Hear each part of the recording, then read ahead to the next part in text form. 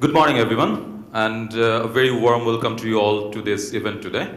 And thank you very much for allowing your presence here. And we know that how busy all of you are. I've been feeling a bit nervous. It's a few ambassadors here. Mr. Salman F. Rahman is here. So it's a good gathering. But at the same time, when I look at you people, all of our colleagues and friends, and I think we all share kind of the same challenges and the opportunities together. So I believe most of us present here today somehow represent the textile and garments industry, which contributes to 86% of the export of this country. And that's a big number. And we have been going to this direction, this positive direction, for the last 3-4 decades, and we have only been growing. But I would like to repeat one sentence that I often hear from our ambassador Alex, and that is, what took us here will not take us there. So today's discussion is of course going to be towards that, like where we are right now and where we want to go and how we can go towards that direction. And we come from Bangladesh, a country which does not usually consume a lot, used to be, and which does not waste a lot. And I can look back at my childhood and the small practices that we had in our families, in our homes, in our villages, where recycling was a very natural thing to do. But of course, that's not something that is common anymore. We are consuming a lot more and we are wasting a lot more. And then when we take this to the discussion of textile, I believe if we look at the details of it, the devil is in the detail, that we are actually sitting on a gold mine. Why so? I'll come back to that. But before that, maybe I go to the flow of the presentation. So let me first introduce you to the all three brands that we are representing here from the sustainable fashion platform by Sweden. The three brands are, of course, Lindex, H&M Group, and IKEA. And why this is a critical discussion for us today? We are in Bangladesh with more than $3 billion annual exports from Bangladesh. We have over 200 suppliers in Bangladesh operating for us, and we have over 500,000 workers in our supply chain. And in terms of circularity, all three of these brands have very high ambitions. If you look at the bottom of this, 100%, 100%, 100%. By 2030, all the materials that we are using has to be either recycled or sustainably sourced by 2030. For H&M Group, we have 30% recycled material target by 2025, and for Lindex, it is 15%. But over the years, by 2030, we have to reach anyway, all three of us, 100%. So, if we look at this picture here, what does it tell us? Until recently, probably, all the sustainable ambitions that we had were a bit voluntary. Because we are careful about our people, we are careful about our planet, we wanted to make sure that we are sustainable. There were some mandatory legal requirements as well.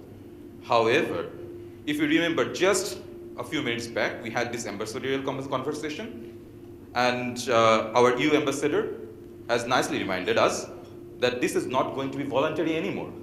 There are going to be new regulations coming at us, such as the ESPR, such as the European due diligence law, etc.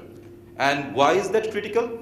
For instance, if we look at the ESPR requires any product that goes to the European market to have certain limits on emission, to have certain percentage of the product material coming from renewable sources.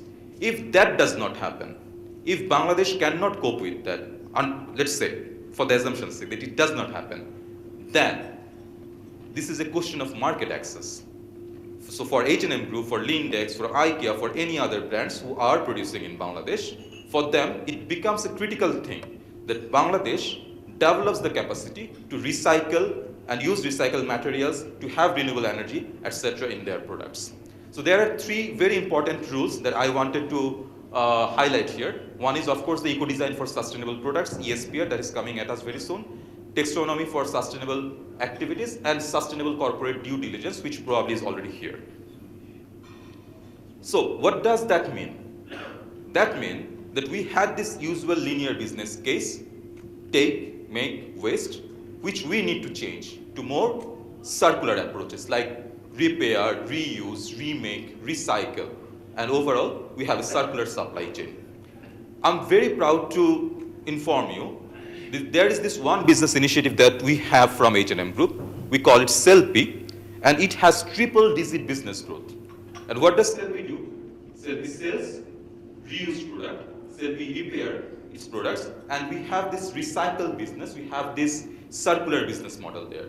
So this circular business model is growing very fast in Europe, and we need to look at this as an opportunity and address that.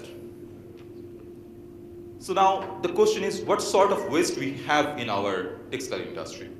Of course, there are two types we can probably look at. One is pre-consumer and another is the post-consumer.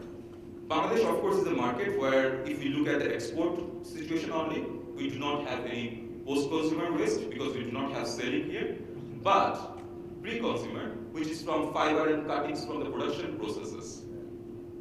I guess many of you know, but is there any volunteer who would like to guess, like what is the percentage of fiber and cutting waste is in total in our production processes?